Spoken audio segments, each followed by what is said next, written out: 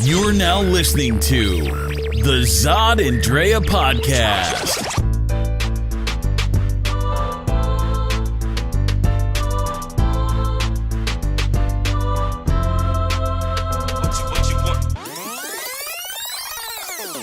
Hey, what's up? This is Zod from the Zod and Drea podcast, and I'm standing here at the Arizona State Capitol, where we just had the announcement of David Garcia, who is running for the governor of Arizona for 2018.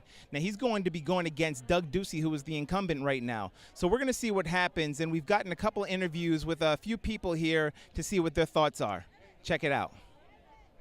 All right, here's Zod and Drea coming here, and I want to introduce you to somebody who is over here as a state representative, Athena Salmon. All right, so she is here at the David Garcia announcement for governor. And I want to ask you, what do you think about this announcement, and how good is it going to be for the state of Arizona if he wins? So this announcement is big, really big, because as you guys know, last week in the middle of the night, our current governor, who shall not be named, snuck in school voucher bills, literally made it the top of the priority to fund private schools over our public schools.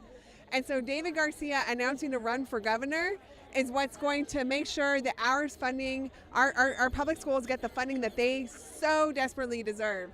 And so this is huge for all of our future, for our state's future, for our teachers, for our students, our children. And I'm just really excited that he announced the run for governor. Yeah. I think it's really awesome that he did also. It's good that, he who shall not be named, Doug Ducey, to make sure that there is going to be competition here. Now, obviously, Doug Ducey had voted for the school vouchers, which does put a hurting on the public schools. Just now, I was talking to a couple of teachers who said that they are going to have cuts to jobs tomorrow, starting tomorrow. Do you have a hope to where the education system is involved, that David Garcia will be able to put in place the right agenda that Doug Ducey has seemed to have neglected? Yes, absolutely. And here's why. He's an educator. He gets it. His kids are in public school. He gets it, right? Throughout his entire life, public education has been part of that fabric. And, my aunt's been a teacher. She's actually here today to be a part of this announcement. Yeah, I'm really excited. So she's been a public school teacher for 20 years. And for 20 years, I have watched what has been happening to our public schools. She pays for her own supplies. Tell me what kind of job is it, and what kind of message do you send when you won't even pay for your employees' supplies? Her school, she teaches at a Title I school.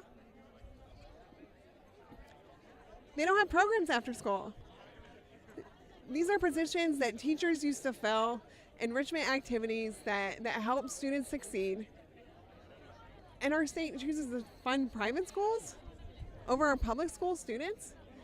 And her class sizes have just grown exponentially, because every year I've helped her set up her classrooms, and there's just more and more desks in the classrooms.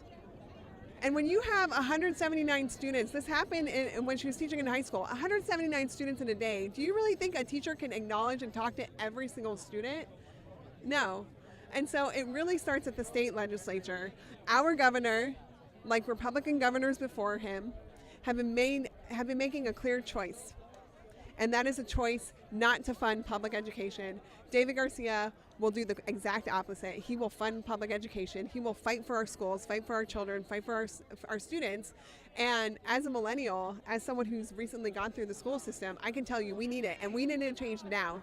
The moment is now, not tomorrow, not yesterday. It's right now. So if you're not registered to vote, you need to register to vote. You need to get involved, start talking to other voters about next year's election, because before we know it, it's going to be November, and we need to make sure everyone knows about Garcia and everyone's voting for David Garcia. Excellent. Thank you, Athena Salmon, representative for the 26th district here in Arizona. So go back to you. Hello, could you give us your name and your occupation? Ylenia Aguilar. I'm an interpreter, and I'm also a member of the governing board in the Osborn School District. Ah, perfect. Okay, you're for the Osborn district just like we live in, huh? That's correct. It is the best dual language school district. So obviously you're here for David Garcia's run for office as governor to take over Ducey. What do you think that you would want him to accomplish in your district that Ducey has not done yet? Well, he has already accomplished a lot in my district as a governing board member who understands the value of education and public education. I know that he has already done a lot. He's a professor. He understands education, the public school system's curriculum. He's a Latino, the first Latino to run for governor in the state, and he understands our community, our needs. There's no one better in this state to run for governor because of his educational background and because of his expertise and knowledge of the community that he will be serving. Now, congratulations, number one, on your run and your win for your election that was recently over in November. What do you think has changed since you've been in that wasn't before? Well, what has changed is our president. So now we have a president who has caused fear in our communities. So now trying to build safe communities and safe schools is a priority for all school districts.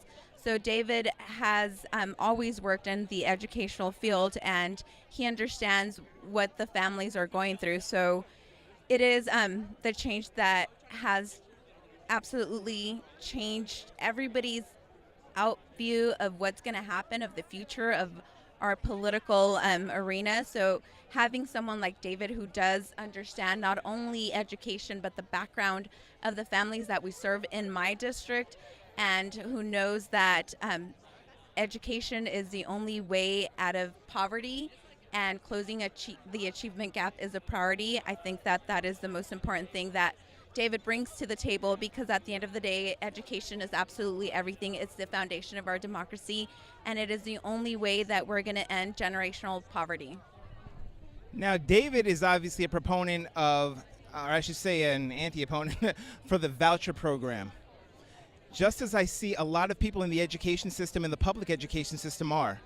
Now, in regards to the Osborn School District, do you think that Dave would be able to help you with that in the future after elections if he became governor? Obviously, he wouldn't be able to sign, or he wouldn't sign anything that was like that, such as Doug Ducey did. But do you think David would give you the hope to be able to end the voucher program? David understands the problems that come with the voucher system, so absolutely, I believe that he will do what's right for education. Now, is there anything you want to say to the Spanish speakers out there so that they hear you and understand you loud and clear? Tenemos que apoyar al candidato David Garcia porque él es el futuro de nuestro estado. Tenemos que apoyar a alguien que tiene nuestras mismas raíces, que entiende cuáles son nuestros problemas sociales, que puede ayudar, que nos va a apoyar, que va a enforzar reglas y pólizas y normativas que ayuden a nuestras comunidades, y tenemos que salir a tocar puertas y hacer todo lo posible para que él gane, porque en realidad él es el futuro del estado. And that is a mouthful. Thank you very much for your interview, and we wish you well. We need to invest in Arizona. I don't think we're doing enough of that. I think we're spending so much time to attract people in from outside, and we're not spending our time and energy investing in our own. Because the reality is we need good ideas to start here and stay here. Right? That's the path to future economic growth. That's the path to this place. You know, we also need to remember that we need to create a sense of place around here, to remember who we are as Arizonans. If you take a chance and have ever been to a small town in Arizona, you know that they're really cool places, they're great places, because they have a sense of place, and we need more of that here in the state. Excellent. And I also wanted to ask you, now one of the big reasons that people are so excited about your run is because of what happened to the school vouchers over here a few days ago, and that Doug Ducey had signed it into law pretty much. Some of the teachers here are pretty also excited because they have their jobs at risk and whatnot, and a lot of millions of dollars that are going into private funding instead of public funding. With Arizona being so low in education, what do you expect the change to happen, at least within the next, let's say, 5 years of legislation, the correct legislation? Where would you like to see? Look, we've forgotten how absolutely magical education is. We have forgotten that it's the interest of every young child. The first things we're going to do is start investing back in not only our public school students, but our public school teachers, because the reality is, I think they're all ready to work hard, but they're not feeling supported right now. And, you know, to push somebody hard without support, I just think simply isn't fair. It's amazing. If you look at a young person, if you push them and help them get there, they can do just phenomenal things. And I think we need to do more of that because our teachers are doing great work. Our students are working hard. They're just not getting the help they need from here at the Capitol. It's true. And thank you. I know you're busy and a lot of people want to see you in the waiting here, but I just wanted to give you a thank you for your run and your hope for everybody out here. It's a really exciting time, and we'll see what happens in 2018. You're welcome. See what happens. We're going to win this thing. That's what's going to happen. That's what's up. Thank you. Appreciate it. Hey, what's up, everybody? I'm Zod. And I'm Drea. And we want you to check out the Zod and Drea podcast every Tuesday. Where can everybody find us at? You can always check us out on www.zodanddrea.com. Where else? You can always check us out also on Facebook at Zod and Drea. Instagram? Zod and Drea. Snapchat? Zod and Drea. YouTube? Zod and Drea. I see a pattern. I see a pattern. So if you haven't caught that, catch us at Zod and Drea on all the social networks. But also make sure you subscribe to the Zod and Drea podcast. Where? At zodanddrea.com. And also on YouTube and iTunes, Google Play, Stitcher, and iHeartRadio. We're coming for you. Let us know what you think. And if you want to be a guest, reach out to us. And put all of your input into whatever our topics are for the week. So we hope to check you out and see you there. Bye! Really don't feel that there is a difference. And people who voted for this man don't see a difference either. They don't see a difference between Cuban and Mexican. They don't see a difference between Argentinian and Mexican.